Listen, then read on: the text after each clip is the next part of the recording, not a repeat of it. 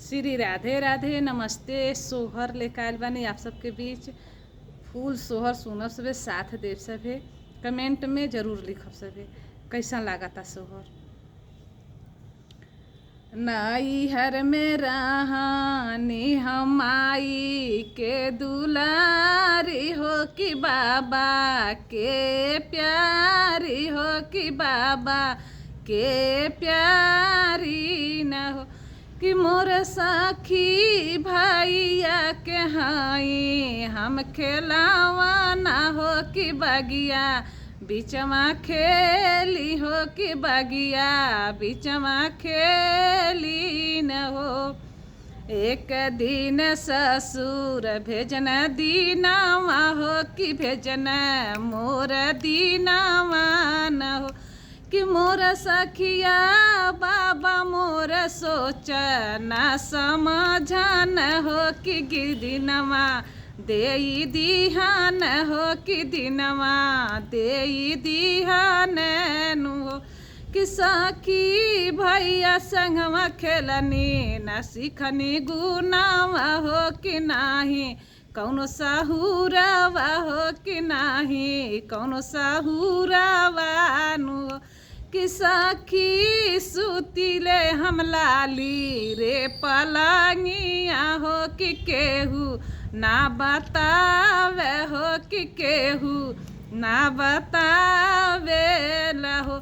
कि बहुआरी भोरे भोरे उठिया करिया सनानावा हो कि भगवा न के भजनिया हो भगवान के भजनिया नु कि बहुआरी उठी सूती करिया सासू के पड़रा मामा हो कि सैया के चढ़निया हो कि सैया के चढ़निया नु होई गईन भोर भीनु सहारा हो कि ससुई मोर जगा में हो कि सासू मोर जगा में नु हो कि बहुआरी उठी सूती भैलू भोग भोरवा हो कि कर घर बर्तानावा हो कि कर घर बर्तानावा नु हो। हम त भुलाई गईनी ससुर हो कि बानी नाई हरावा हो कि बानी नाई हरावा नु हो कि हम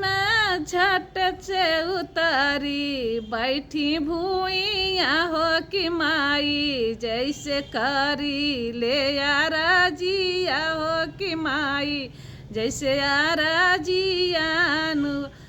मैया या बहिन त भैया बान सूतल हो कि कैसे खेले जाइबे हो कि कैसे खेले जाइबे नु हो। सासु मोर बोले लीजे अड़फी हो कि अवारी जे ताड़फी न हो ए बहुआर तू त बाड़ुआ पाने ससुरावा हो नैहरवा भूली जाइबू हो नैहरवा भूली जाइबू न हो।